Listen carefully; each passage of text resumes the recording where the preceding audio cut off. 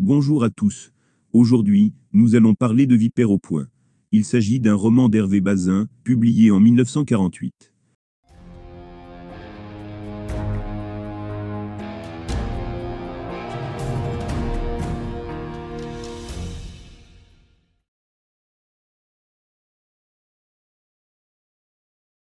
À la belle Angerie, Brasse-Bouillon étrangle une vipère. Quand il s'approche de la maison, afin de manger de la confiture, il fait peur à toute la maisonnée. La belle Angerie, autrefois nommée Boulangerie, est le siège de la famille Réseau. Il s'agit d'un faux château accumulant les défauts, et qui se situe sans doute, dans une des régions les plus arriérées de France. La famille Réseau est connue dans le département et même au-delà. Plusieurs réseaux sont illustres. Le père se nomme Jacques, et est professeur à l'université catholique. La mère s'appelle Paul Réseau, et n'est plus Vignec. L'union du père et de la mère est due à un mariage arrangé. Le couple a 3 enfants, l'aîné Ferdinand surnommé Freddy ou Chiff, le cadet Jean surnommé Brasse-Bouillon, et le benjamin Marcel surnommé Cropette. En 1922, Brasse-Bouillon et son frère Freddy vivent, avec leur grand-mère à la Bellangerie. Marcel, lui, vit avec son père et sa mère en Chine. La grand-mère décède rapidement du Rémy. 8 mois plus tard, Monsieur Réseau, sa femme et Cropette rejoignent la Bellangerie. Alors que Brasse-Bouillon et Freddy se précipitent dans les jambes de leur mère, elle les gifle. Les 2 enfants doivent porter 2 valises. Celle de Brasse-Bouillon est trop lourde pour lui. Le père est un homme mou, qui n'est jamais lui, mais change en fonction de ce que la personne en face de lui veut qu'il soit. La mère est laide, avec le menton en galoche, quoiqu'elle ait été belle autrefois. Freddy est concerné par l'inertie. Cropette semble être rempli de défauts. Brasse-Bouillon se décrit comme ressemblant physiquement à sa mère. Il aime aider les autres, lorsque ceux-ci le tiennent comme un élément important de leur vie. Le père quitte son travail de professeur, pour travailler sur la généalogie, et sur les mouches. Les enfants ont un précepteur nommé le père Trubel. Alphonsine, surnommée Fine est de base la cuisinière, mais la mère va la charger d'à peu près toutes les tâches de la maison. Fine est sourde et muette. Mademoiselle Lyon, qui est gouvernante, est rabaissée au rang de domestique. La mère renvoie les autres domestiques. Sur la propriété, vivent divers serfs. Monsieur et Madame Réseau définissent l'emploi du temps des enfants. Il s'agit d'un emploi du temps très sévère. Les enfants doivent se lever à 5 heures du matin et se coucher au plus tard à 21h30. À chaque moment spécifique est lié au cours ou aux devoirs religieux. Les enfants ont quelques pauses, mais les récréations devront être silencieuses. Les enfants mangeront de la soupe au petit déjeuner et devront parler anglais lors du dîner. Ils n'auront plus de poils dans leur chambre, n'auront plus d'oreillers, et ils auront les cheveux tondus. Les enfants doivent se soumettre aux ordres difficiles, aux nouveaux décrets, voire aux directives contradictoires de leur mère. Mademoiselle Lyon prend leur défense, ce qui lui sera reproché. Un jour, Freddy est malade à cause des haricots rouges, dont la mère gave ses fils. La mère donne à Freddy une cuillère d'huile de ricin. Il vomit sur sa mère, qui lui donne une gifle. Mademoiselle Lyon est indignée, et donne sa démission. Car Brasse-Bouillon n'a pas ses mains sur la table, la mère lui donne un coup de fourchette. La mère restreint aux enfants leur terrain de loisirs. De plus, durant leur récréation, ils doivent désherber le parc, sous la surveillance de la mère. Les enfants doivent porter des sabots. Ils ne peuvent plus posséder de l'argent, à part pour les quêtes. Leurs objets de valeur leur sont retirés, et sont enfermés dans une armoire dont la mère a la clé. Les enfants se mettent à voler les clés en vue de crocheter certains placards. Les enfants ont faim et froid. Ils n'ont plus foi en la justice des leurs. Cropette est avantagé par rapport à ses frères. La mère instaure la confession publique. Cropette avoue tout, Brasse-Bouillon dit des choses très généralistes et Freddy ne se trouve pas de faute. Freddy sera privé de lecture, car il n'a pas reconnu avoir volé le livre de Cropette. Freddy trouve le surnom de Folcoche pour sa mère. Il s'agit de la contraction de folle et de cochonne. Perrault, le père Trubel, le père et les enfants sont à la chasse. Pour une fois, les enfants sont heureux. Cependant, quand ils rentrent à la maison, Folcoche est mécontente, car elle les a sonnés, mais ils ne sont pas venus. Un comte est venu pour proposer un poste de conseiller au père, alors que le père ne veut pas de ce travail. Après qu'elle ait interdit à Brasse-Bouillon d'aller à la prochaine chasse, le père se met pour la première fois en colère. Dès qu'il n'y a plus de témoins, Folcoche bat ses enfants, et se défoule sur Brasse-Bouillon. Le père renvoie l'abbé, car une femme s'est plainte à lui que l'abbé a tripoté une de ses filles. L'abbé est heureux de quitter cette maison. Folcoche refuse d'aider une parente dans le besoin. Les chevaux meurent mystérieusement, et sont remplacés par une voiture. Les enfants ne grandissent pas. Quasiment tous les arbres du parc comportent les lettres V, F, qui signifient vengeance à Folcoche. Brasse-Bouillon se tient parfaitement à table. Il force sa mère à le regarder, et soutient son regard. Il appelle cette pratique la pistoletade. Elle est la première à regarder ailleurs. Un abbé numéro 4, surnommé B4, est embauché. 2 autres abbés sont partis, car l'éducation dans la maison était trop austère. Un soir, Folcoche se sent mal. Un médecin diagnostique une crise hépatique. 2 jours plus tard, Folcoche est guéri. Il va se dérouler une réception annuelle de tous les notables du coin. Cet événement va coûter 6 000 francs. Folcoche n'achète qu'un seul complet pour ses 3 garçons. Les garçons devront à tour de rôle apparaître aux invités. Le costume est trop petit pour Freddy, trop grand pour Cropette, mais de taille idéale pour Brasse-Bouillon. Le remarquant, Folcoche fait baisser les bretelles de Brasse-Bouillon. Elle le fait passer auprès des invités pour quelqu'un de gourmand. Folcoche a une nouvelle crise. Brasse-Bouillon voit sa mère dormir et trouve qu'elle ne se ressemble pas. Le lendemain, Folcoche est de nouveau en forme. Elle tente de savoir par Brasse-Bouillon les dires que le curé a dit contre elle. Brasse-Bouillon refuse de répondre et se prend une gifle. Elle lui dit qu'il est le fils qui lui ressemble de plus. B4 est viré. B5 prévient l'archevêché de la manière dont les précepteurs sont renvoyés les uns après les autres et dit que les enfants ne sont pas bien traités. Le recteur de Soldo est envoyé à la Bellangerie, en réalité bien plus, pour ramener de l'argent à l'église que pour s'occuper du sort des enfants. Le père Vadeboncoeur fait son arrivée. Folcoche est obligé de faire opérer, ce qui la conduira à être absente de la maison durant un temps indéterminé. Brasse-Bouillon ressent dans un premier temps un vide. Peu à peu, les règles s'effondrent, et les enfants ont plus de liberté. Brasse-Bouillon pêche, et en échange des poissons, les paysans lui offrent des pots de rillettes. Au bout de 3 mois, Folcoche demande à voir les enfants. Elle remarque que les cheveux des enfants ne sont plus tondus. Un soir, le père fait un pont avec ses enfants, cela signifie qu'il se promène avec eux. Il en profite pour leur donner des cours sur plusieurs sujets. Le père annonce à ses enfants que leur mère est au plus mal. Les 3 enfants sont heureux de la prochaine mort de leur mère. Malheureusement, Folcoche survit. La sœur de Jacques conseille au père de mettre les enfants au collège, car la charge de travail sera trop lourde pour une convalescente. Cependant, le père dit que la pension coûte trop cher, et que sa femme ne veut pas mettre ses enfants au collège. Le père invite des confrères entomologistes, dont fait partie l'abbé Rapin. Freddy reçoit des pourboires, car il est enfant de cœur auprès de l'abbé Rapin. 60% de la somme finit dans une caisse secrète, afin de se prémunir de Folcoche. Brasse-Bouillon y place l'argent qu'il a gagné en abattant des lapins. De la nourriture est également mise en réserve. Petit Jean Barbelivien leur donne des œufs. Le tout est placé dans une cachette qui se trouve dans la chambre de Brasse-Bouillon. Le cartel des gosses est composé des 3 frères, et de Petit Jean Barbelivien. Sans prévenir personne, Folcoche revient en car à la maison. La mère remarque que le périmètre dans le parc n'est plus respecté, qu'il n'y a plus d'examen de conscience, et que les enfants mangent des rillettes. Elle tente de mettre Petit Jean dans son clan en le faisant devenir un élève de l'Oblat, mais cela ne fonctionne pas. Elle tente d'amadouer Fine, avec une augmentation et un renvoi, mais c'est peine perdue. Elle tend sa chance auprès de Marcel en lui donnant certains droits, comme celui de sauter une classe. Brasse-Bouillon fait de son petit frère un agent double qui devra prévenir ses frères des coups de Folcoche. Brasse-Bouillon déplace une partie du butin dans une cachette se trouvant dans la chambre de Freddy. Le père est invité par un ancien ami de Shanghai nommé le comte de Poly. Il emmènera avec lui ses 2 plus grands fils. Le père Vadeboncoeur est autorisé à partir en vacances dans sa famille. Les 2 frères aînés partent avec leur père. Le but du voyage est triple, puisque le père veut rendre visite au comte de Poly, recueillir des renseignements sur certains de leurs ancêtres, et rendre visite à certains camarades de guerre du père. Lors d'une visite, les enfants dînent chez le curé Templereau. Les enfants font un excellent repas, et boivent du vin, ce qu'ils ne font pas à la Bellangerie. Le matin, Brasse-Bouillon est étonné, car il peut prendre son petit déjeuner au lit, car il n'a pas allé à la messe, et car il pourra cueillir et manger des fraises, alors que ces fruits sont exclusivement réservés aux invités de la Bellangerie.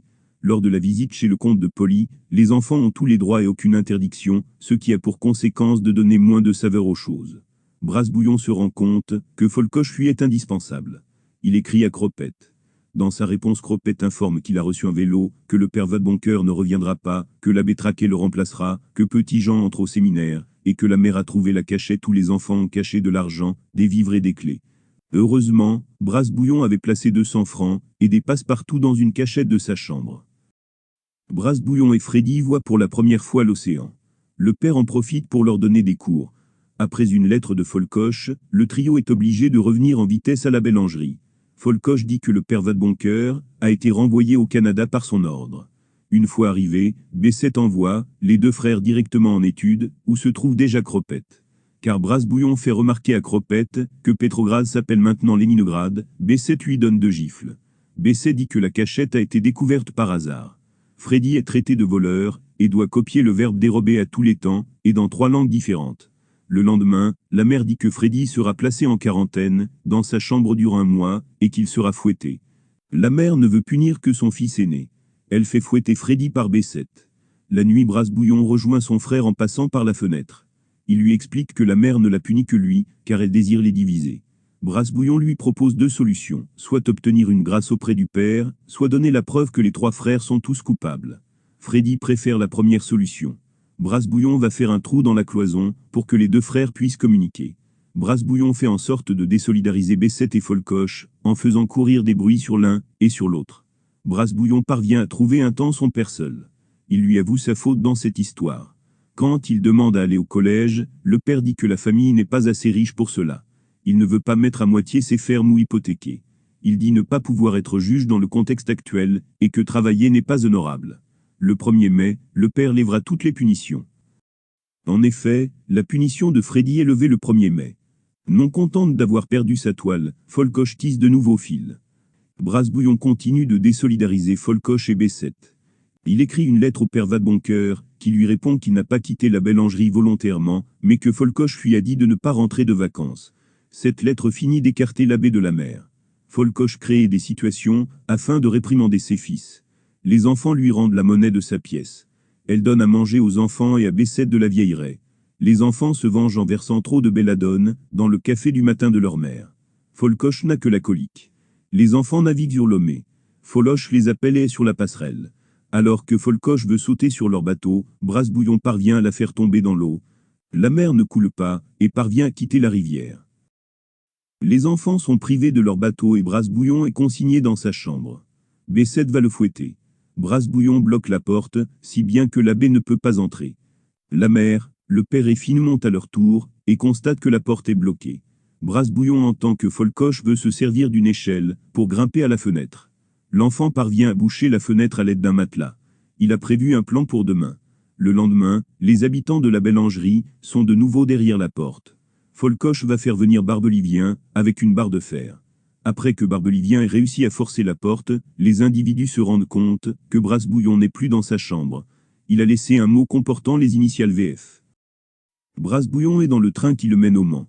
Il va se rendre à Paris chez les Pluvignac, afin de leur demander justice. Brasse-Bouillon est sorti de sa chambre en empruntant l'échelle oubliée, et il a rejoint la gare à pied. Il a pu prendre un billet de train grâce aux 200 francs qu'il avait cachés dans sa chambre. Une fois arrivé à Paris, il prend le métro pour se rendre à Auteuil. Brasse-Bouillon est tout d'abord accueilli par les domestiques, à qui il raconte l'objectif de sa démarche. Il est ensuite accueilli par sa grand-mère. Cette dernière fait envoyer un télégramme, afin de prévenir son gendre, qu'elle a recueilli un de ses fils. On fait prendre un bain à Brasse-Bouillon, et on lui fait porter de nouveaux vêtements. Le grand-père sénateur rentre tard à la maison.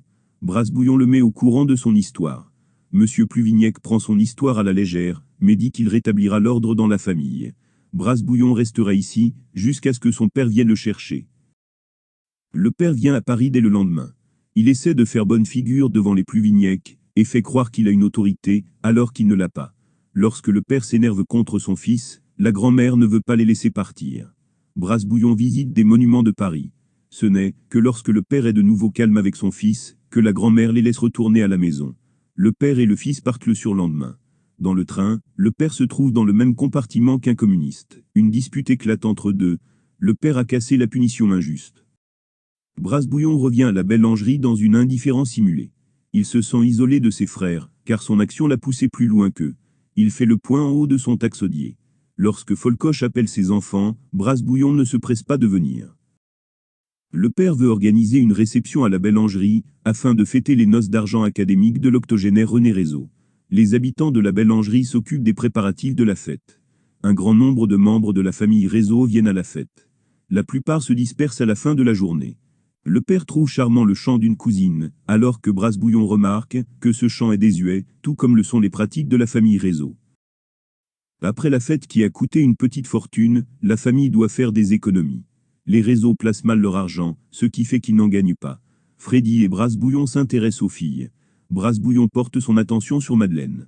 Il remarque qu'il a souffert de manque concernant son apprentissage des choses de la vie. Il ne comprend pas pourquoi elles sont tant cachées, et lui semblent naturelles. Alors que Madeleine se trouve dans une prairie, il tente une première approche, bien que le frère de cette jeune fille ne soit pas loin. Plus tard, alors que Madeleine rentre de Vêpres, il la tire sous le taillis et lui fait l'amour. Contrairement à ce qu'il croyait, Madeleine n'était plus vierge. La mère sent que quelque chose a changé, et elle sait qu'il est temps de se débarrasser de Brasse-Bouillon. Elle espère qu'il commette une faute, afin de l'envoyer en maison de correction. Si la mère le devine, Brasse-Bouillon la devine aussi, puisqu'ils sont semblables. Il sait que sa mère lui prépare un mauvais coup et la surveille. Il sait par Freddy et Finn que sa mère se rend souvent dans sa chambre. Il pense qu'elle cherche ses cachettes, qui sont maintenant vides. Brasse-Bouillon creuse un mouchard dans la cloison qui sépare la chambre de Brasse-Bouillon de celle de Freddy. Ensuite, il fait croire qu'il part hors de la maison, se place dans la chambre de Freddy, et regarde dans le mouchard. Il voit sa mère entrer dans sa chambre, et découvrir un des papiers qu'il a laissés dans ses cachettes, et sur lesquels il a écrit désaffecté. Folcoche s'en va précipitamment de la chambre. Brasse-Bouillon devine qu'elle va chercher un objet à elle, le placer dans une cachette de son fils, et le faire accuser. Brasse-Bouillon revient dans sa chambre, et surprend sa mère qui voulait y entrer. Elle voulait y placer son portefeuille. La meilleure des solutions serait de la prendre sur le fait. Brasse-Bouillon ressent la nécessité de partir. Il monte à son taxodier. Quand il revient à la maison, sa mère est souriante envers lui. Il trouve le portefeuille de sa mère dans la cachette. Il demande une conversation à sa mère. Il lui rend son portefeuille, et dit ce qu'il sait de l'histoire. Il demande à partir, elle accepte. Brasse-Bouillon rejoint Madeleine, fait l'amour, et lui annonce son départ pour le collège. Quelques jours plus tard, le père annonce qu'il va envoyer ses 3 enfants à l'école. Pour supporter les coups, il faudra mettre les fermes à moitié, qu'il arrête ses travaux scientifiques et demande un poste de magistrat. Brasse-Bouillon a volé 400 francs, qu'il a cachés dans sa malle. Il finit son récit en disant qu'il entre dans la vie en ne croyant plus à rien ni à personne. Pour lui, l'amour est une faiblesse et la haine une force. De par l'éducation qu'elle lui a donnée, Folcoche a façonné l'avenir de son fils qu'il devra déconstruire. Il fait un parallèle entre Folcoche et la vipère qu'il a étranglée quand il était enfant. Il se qualifie comme étant celui qui marche, une vipère au poing. Dans ce roman, la question d'argent, même si elle demeure à l'arrière-plan, est omniprésente. Tout d'abord, le mariage entre Paul et Jacques n'est pas basé sur l'amour, mais sur une question d'argent. Nous savons qu'avant d'épouser Paul, le père fréquentait une autre femme. Paul a épousé le premier homme qu'on lui a présenté. Au moment de son mariage, Paul avait 300 000 francs or. Paul est une pluvignec, c'est-à-dire qu'elle provient de la branche où l'on sait faire grossir l'argent. Le mariage a été fait sous le régime de la séparation des biens et de la fortune. Ceci signifie que Paul a gardé sa richesse pour elle, et que la richesse n'est pas divisée entre les époux. La pauvreté de la famille correspond en réalité à la pauvreté du père. Ses fermes rapportent peu. Il dira à Brasse-Bouillon que la vergeraie lui rapporte 1800 francs. La pauvreté explique peut-être pourquoi il tient de pas tenir tête à son épouse, car si son épouse part, il ne parviendra peut-être pas à faire face aux frais dus à son train de vie. La famille a un rapport spécial à l'argent. Il donne des fêtes somptueuses, qui coûtent très cher, et ceci pour des motifs bien légers. La première fête existe, car il s'agit de la réception annuelle réunissant les notables du coin. Les réseaux tiennent aux traditions, même si celles-ci sont désuètes. La seconde est pour fêter les noces d'argent académiques d'un octogénaire. Les fêtes ont un double sens, respecter les traditions et montrer aux autres son aisance. Pour faire face à ces fortes dépenses, la famille fait des économies. Ainsi, lors de la réception, les enfants n'ont qu'un costume pour 3, le père refuse d'envoyer ses enfants au collège, l'alimentation est restreinte, on ne garde d'une seule domestique, Finn reçoit un salaire dérisoire, etc. La mère fait preuve de radinerie en refusant une aide à une parente. Par contre, le père proteste, lorsqu'il n'a pas eu toute l'aide financière demandée au grand-père Pluvignec. Nous apprenons que Folcoche avait 6700 francs dans son portefeuille. On peut se demander à quoi lui sert d'avoir autant d'argent. En effet, Folcoche semble ne jamais quitter la bellangerie, à part pour aller à l'hôpital. Les enfants parviennent aussi étrangement à avoir beaucoup d'argent de côté. On parle de plusieurs centaines de francs à une époque où une baguette de pain coûtait 1 franc. La famille Réseau possède des différences avec la famille Pluvignec, car cette dernière affiche sa richesse comme le remarque Brasse-Bouillon lors du passage chez ses grands-parents maternels. Cette exposition n'est pas seulement présente lors de réceptions, comme avec les Réseaux, mais existe tout le temps, puisque Brasse-Bouillon est venu chez ses grands-parents à l'improviste. La famille Pluvignec sait gérer son argent, et sait comment s'y prendre pour en avoir plus. Le grand-père présente ses beaux-parents, comme mangeant la fortune venue du grand-père, mais ceci peut simplement venir de sa jalousie ou de sa frustration de n'avoir pas obtenu toute l'aide demandée. Cependant, les deux familles ont des points communs. Elles n'ont aucun attrait pour l'émotion et l'attachement envers les hommes. La grand-mère est montrée comme s'occupant principalement de ses chiens, et elle ne s'occupe guère de son petit-fils. Elle envoie à la boulangerie une boîte de chocolat 3 fois par an, mais ne fait rien d'autre. Le grand-père rentre tardivement à la maison, accorde que peu de crédit à l'histoire de Brasse-Bouillon, dit qu'il va tenter quelque chose, mais finalement ne fait rien. La dégénérescence de la famille Réseau est sous-jacente. Cela se voit tout d'abord avec la bâtisse. La boulangerie est un château qui n'en est pas vraiment un. Les carreaux ne sont pas scellés, le parquet n'est que posé sur le sol. L'habitation est trop froide pour qu'on y habite en hiver. Le nom même du bâtiment est en décomposition, puisque le nom est passé de la boulangerie à la boulangerie. La bâtisse ainsi que les fermes aux alentours ne correspondent pas au temps présent. C'est comme si le temps s'était figé et qu'ailleurs le temps se déroulait normalement. Alors que nous sommes au début du roman en 1922, les mots cerfs sont encore utilisés. Ces deux trames temporelles sont remarquées par Brasse-Bouillon lorsqu'il entend le chant de la cousine. La dégénérescence passe aussi par le physique. Nous savons que le mari est un homme étroit de poitrine et plus petit que sa femme. Folcoche est une femme laide avec une galoche. Brasse-Bouillon n'est pas beau, puisqu'il est le portrait de la mère. Freddy a le nez de travers à force de ne se moucher que d'un seul côté. Marcel a des yeux de myope et marche étrangement. Finn, qui n'est pas de la famille, est sourde et muette. La décadence ne se remarque pas lorsque l'on reste replié sur soi-même. Ainsi la boulangerie ressemble à un huis clos. Les rares instants où les membres de la famille ne sont pas là, c'est quand la mère est envoyée à l'hôpital, et lorsque les deux frères aînés partent en voyage avec leur père, et lorsque Brasse-Bouillon va à Paris. Nous apprenons que les enfants n'avaient jamais vu l'océan, alors qu'ils n'habitent qu'à une centaine de kilomètres de celle-ci. Brasse-Bouillon n'avait jamais visité Paris, malgré l'existence du chemin de fer et d'une gare située à 6 kilomètres. Alors que Lomé passe près de chez eux, le père n'a pas appris à ses fils à y nager. La décadence ne peut être vue que par des personnes de l'extérieur. C'est le cas du personnel et des différents abbés qui se succèdent. Le personnel, lui, peut être viré, ou il peut partir de lui-même, mais ce n'est pas le cas des enfants qui sont obligés de rester avec leur famille. N'ayant pas de point de comparaison, les enfants ne peuvent pas faire comparer leur situation à celle des autres enfants. Cependant, les preuves de l'anormalité de leur situation se trouvent dans le départ de Mademoiselle Lyon et le défilé des abbés, dont on ne se préoccupe même plus des noms. La décadence vient du fait que cette famille reste dans le passé et refuse d'aller vers l'avenir. Les membres se tiennent à de vieilles traditions telles que d'avoir un abbé chez soi. Lorsque le père doit payer pour cela, cela le choque, comme cela a été jusque-là un privilège attaché à la famille. Dans le même ordre d'idées, la réunion familiale aura lieu coûte que coûte, même si on n'a pas l'argent. La mère est même attachée au drap de la maison. On ne vire pas Fine, car elle fait partie des meubles. Plusieurs membres de la famille ne semblent pas s'apercevoir de la décadence de la famille. Brasse-Bouillon le remarquera après avoir été à Paris. Il fera aussi des remarques dans le chapitre 2, mais ces remarques proviennent de l'adulte, et non pas de l'enfant.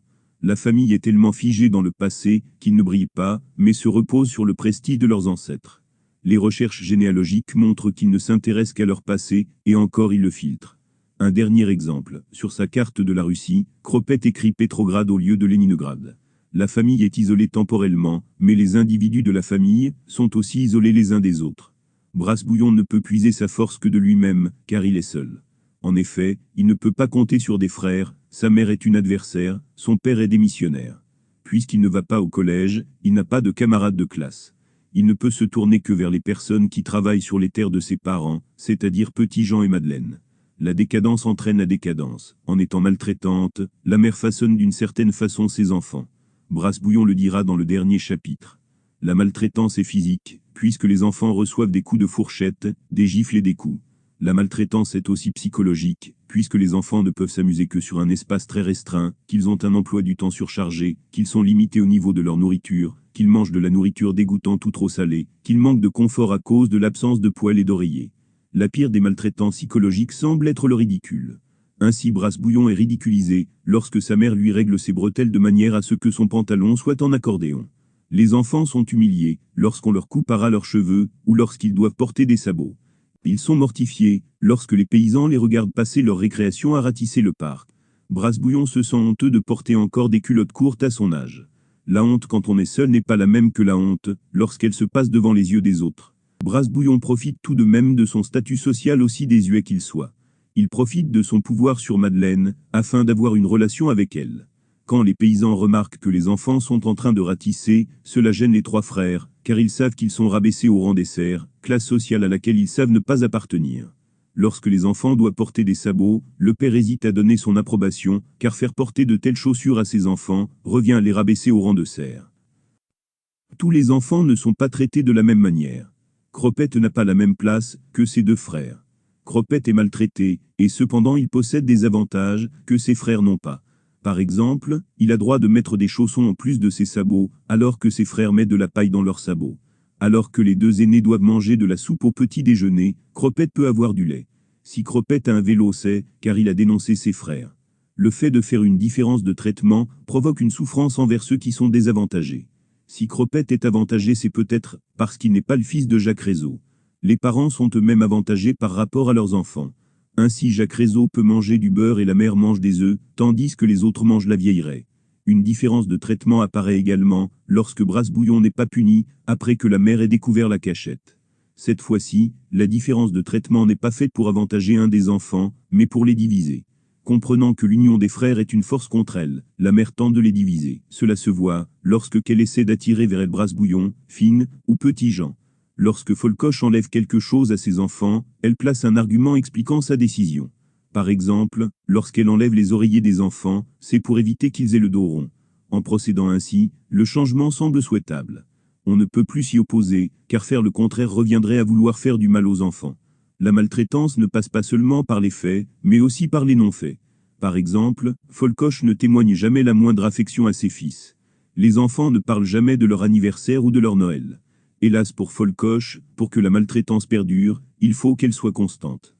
Lorsque la mère part à l'hôpital, la maltraitance s'arrête, et les enfants acquièrent des droits qu'ils n'auraient pas eus si la mère était restée à la Bellangerie. Quand elle revient, il est trop tard, elle ne peut plus reprendre les droits accordés, et elle a perdu de son influence. Les enfants sont moins dociles, et se laissent moins faire. Les conséquences des maltraitances sont nombreuses. Les enfants ont des retards de croissance. Lorsque Brasse-Bouillon a 12 ans, il a physiquement 10 ans. Quand la mère est absente, les enfants se mettent à grandir. Brasse-Bouillon pense que la taille est un atout, car en étant plus grand que sa mère, il pense être plus fort qu'elle. Cependant, cela n'est pas vrai. La force n'est pas une question de taille, mais de caractère. Les autres conséquences directes de la maltraitance sont que les enfants sont soumis au froid et à la faim. Les conséquences induites sont que les enfants manigancent de tentatives de meurtre, qu'ils sont soulagés lorsque leur mère n'est plus là, qu'ils espèrent sa mort, et qu'ils pensent à se venger comme le témoignent les nombreux VF inscrits sur les arbres. Une autre conséquence de la maltraitance est une distorsion de l'être. Brasse-Bouillon n'existe que par opposition à sa famille. Ainsi, dans le train le menant à Paris, Brasse-Bouillon lit un journal détesté par sa famille. Dans ce roman, il dénigre tout ce qui a attrait à sa famille, à sa maison et à sa région. Une autre conséquence est que Brasse-Bouillon semble être dégoûté par l'amour comme s'il s'agissait d'une pâtisserie trop sucrée. Il déteste la gentillesse, comme le montrent ses pensées envers la fille dans le train, ou lors de la réunion pour les noces d'argent académiques. Brasse-Bouillon manque d'empathie envers les femmes, il ne cherche qu'à les toucher ou avoir des relations avec elles. Ceci est le cas avec la fille dans le train, avec la domestique qui lui fait visiter Paris et avec Madeleine. Brasse-Bouillon peut sembler cruel lorsqu'il tue un oiseau grâce à une épingle, alors qu'il aurait pu s'y prendre autrement. Cependant, il n'est pas devenu cruel, mais l'était déjà par nature. La façon dont il a tué la vipère durant son enfance en est la preuve. Des personnes savent que les enfants sont maltraités, mais le phénomène n'est pas endigué. L'homme d'église envoyé par l'archevêché ne résout pas le problème des enfants, la sœur de Jacques ne règle pas le problème. La famille est pourtant nombreuse lors des réceptions, mais personne ne fait rien. Les Pluvignec n'arrangent pas l'affaire. Ils n'accordent pas d'importance à l'histoire de Brasse-Bouillon et se contentent d'envoyer des chocolats. Même si les trois frères forment plus ou moins un groupe, Brasse-Bouillon est très différent de ses frères. Le caractère spécial de Brasse-Bouillon est vu dès le premier chapitre, lorsqu'il étrangle la vipère. Une partie de lui-même n'a pas transmise par l'éducation de sa mère, mais semble innée en lui. Une autre preuve de différenciation avec ses frères est que Brasse-Bouillon est capable de soutenir le regard de Folcoche. Ses deux frères n'ont pas le même courage que lui. Freddy n'est pas vaillant. Il est pourtant plus âgé que Brasse-Bouillon, ce qui signifie que la force ne dépend pas de la taille, et ne dépend pas non plus de l'âge. Comme le préfigure son surnom, Freddy est une chiffe molle. Il subit les punitions, il se fera fouetter par l'abbé, alors que Brasse-Bouillon s'enfuira de la maison, et ira chez les Pluvignec, afin de ne pas être puni. C'est un lecteur, et c'est lui qui trouve le nom de Folcoche. Il est tourné vers l'imaginaire. Freddy n'a pas encore de succès féminin, et comme le lui reproche Brasse-Bouillon, il est capable d'être content du succès d'autrui. Freddy ressemble beaucoup à son père. Jacques n'agit pas. C'est un savant dans le sens où il a accumulé beaucoup de savoir. Par contre, il n'est pas capable d'action, et n'a pas d'esprit d'analyse. Son savoir est stérile. Lorsqu'il se promène avec ses fils, il leur donne des cours, mais ces cours sont trop pointus, et ne sont pas appropriés pour des enfants. S'il était ainsi, lorsqu'il était professeur, nous pouvons nous douter qu'il a été un mauvais professeur pour ses élèves. Cropette est un délateur qui quelquefois est du clan de Folcoche, et quelquefois est dans le clan de ses frères. Si Folcoche est malade après la belladone, c'est car Cropette ne lui a rien dit à propos de la tentative d'assassinat. Brasbouillon a conscience du comportement de son petit frère. C'est pour cela qu'il place une grande partie de son butin dans une autre cachette sans le prévenir. Par ailleurs, le butin se trouve soit dans la chambre de Freddy, soit dans la chambre de Brasbouillon, ce qui dénote un manque de confiance en Cropette. Alors que Freddy ressemble à son père, et que Brasbouillon ressemble à sa mère, Cropette ne ressemble à personne. Parmi ses frères, Brasbouillon est le meneur. C'est lui qui décide de demander justice au Pluvignec, c'est lui qui manque de faire noyer Folcoche, c'est lui qui prévoit le dosage de la belladone. Brasbouillon ne pleure pas lorsque sa mère le bat ou le fait battre. Il est le premier à avoir une aventure avec une fille. Malheureusement, cette famille n'a pas qu'un seul meneur mais deux. Lorsque Folcoche dit à Brasbouillon qu'il lui ressemble, Brasbouillon le prend comme une attaque et cette attaque a peut-être été volontaire de la part de Folcoche. Brasbouillon ressemble physiquement à sa mère. Il lui ressemble aussi moralement. Ce sont deux forces qui sont capables de se deviner l'un l'autre. Ils sont semblables, mais ils s'affrontent, ce qui laisse présager un combat sans fin. De plus, Folcoche semble indestructible. Elle survit à toutes les maladies, à toutes les opérations, et à 2 tentatives de meurtre. Le lien entre Folcoche et son second fils existe, lorsque tous les deux sont en présence. Cependant lorsque Folcoche est absente, ce lien ne semble plus exister. Que fait Folcoche lorsque les enfants sont en cours? Que fait-elle à l'hôpital? Que fait-elle lors de leur road trip? Cependant à un moment donné, Brasbouillon remarque que Folcoche lui manque, ce qui signifie qu'il commence à être atteint. Elle ne ment pas à Freddy, ce qui signifie que les deux frères ne sont pas pareillement atteints, et que Freddy arrivera plus facilement à tourner la page. Folcoche et Brasbouillon font tous les deux preuve d'intelligence.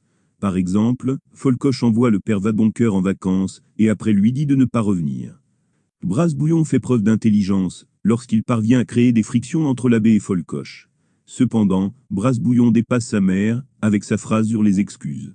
Brasbouillon se rend compte de ce qu'il dit, mais sa mère ne s'en rend pas compte. La mère n'aime pas être dépassée. Ainsi, lorsque les enfants parlent mieux anglais qu'elle à table, elle annule la règle. À la fin de l'histoire, lorsque Brasbouillon a obtenu son envoi au collège, il a l'impression d'avoir terrassé sa mère.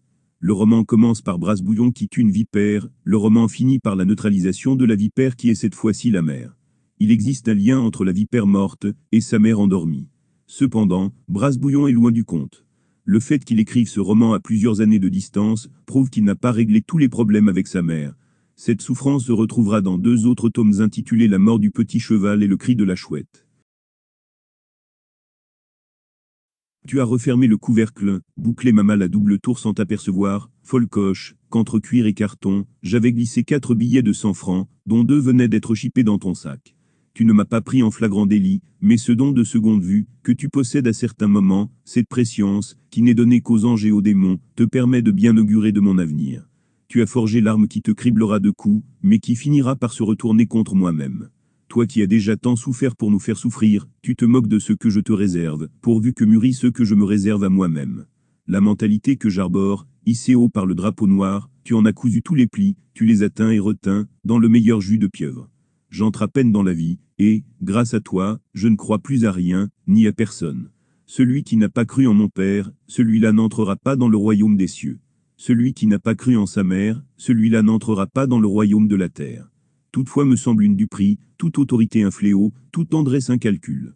Les plus sincères amitiés, les bonnes volontés, les tendresses à venir, je les soupçonnerai, je les découragerai, je les renierai. L'homme doit vivre seul. Aimer, c'est s'abdiquer. Haïr, c'est s'affirmer. Je suis, je vis, j'attaque, je détruis. Je pense, donc je contredis. Toute autre vie menace un peu la mienne, ne serait-ce qu'en respirant une part de mon oxygène. Je ne suis solidaire que de moi-même. Donner la vie n'a aucun sens, si l'on ne donne pas aussi la mort. Dieu l'a parfaitement compris, qui a fait toute créature périssable. Ni au commencement ni à la fin de ma vie, je n'ai l'occasion de donner mon consentement. On me fait naître et mourir. À moi, seulement, ce qui se trouve entre les deux, ce qui s'appelle pompeusement le destin. Mais ce destin lui-même, des Folcoche le préface, l'engage, l'escroque. Cette escroquerie s'appelle l'éducation. Je dois dire non à toute cette éducation, à tout ce qui m'a engagé sur une voie choisie par d'autres, que moi et dont je ne puis que détester le sens, puisque je déteste les guides. Le bien, c'est moi. Le mal, c'est vous. Les principes sont des préjugés de grande taille, c'est tout. L'honorabilité n'est que la réussite sociale de l'hypocrisie. La spontanéité du cœur est un réflexe malheureux. La vertu, la seule vertu, la grande vertu, nous ne l'appellerons pas orgueil, nous ne l'appellerons pas la force. Il n'y a pas de mots qui la définissent exactement. Elle est ceci et cela, orgueil et force, avec quelque chose de solitaire, qui la hisse en tour d'ivoire, taxodier, et quelque chose de public, qui la jette parmi la foule pour se faire les poings. Puissance de moi. La véritable puissance 1 de 1, contre la puissance 2, l'amour, et la puissance 3, Dieu défini par les 3 directions de l'espace, ou par ces 3 personnes. Puissance qui n'a pas besoin d'être plusieurs, pour être quelque chose. Je répète, puissance de moi. Tel est l'archange qui terrasse le serpent. Tous les serpents. Vous savez que je les connais bien, ces bêtes sinueuses, dont fourmille le crânet. Un serpent, m'a-t-on rabâché, siffla pour notre mère Ève. Une belle folcoche, celle-là. Une belle folcoche qui a empoisonné pour toujours toute l'humanité. Mais la vraie folcoche siffle mieux. Couleuvre d'eau, par erreur, vous donnerez encore dans mes nasses, jaune et tordu comme de rire captif. Aspic de la tentation, vous pouvez grouiller, je vous préfère.